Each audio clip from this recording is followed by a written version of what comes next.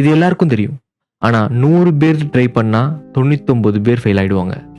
What something most people don't realise is actually really hard to do. ஒரு விஷயம் பண்ணுறதுக்கு ஈஸியாக இருக்கும், ஆனால் அது பண்ணுறப்ப தான் ரியல் கஷ்டம் தெரியும். இந்த ஆஸ்ட்ரிச் முட்டை. Fixing your mental health. Mental health ரொம்ப இம்பார்ட்டன்ட். இது சும்மா ஆன் ஆஃப் மாதிரிலாம் இருக்காது. எல்லாராலும் இந்த மென்டல் ஹெல்த் சர்வீஸை எடுத்துக்க முடியாது. அதாவது ட்ராமா ஒருத்தங்களுக்கு வந்தால் அதுலேருந்து வெளியே வர்றது ரொம்ப கஷ்டம். ஆனால் அது மக்கள் ஈஸின்னு நினச்சிட்ருக்காங்கன்னு நினைக்கிறேன். Being happy.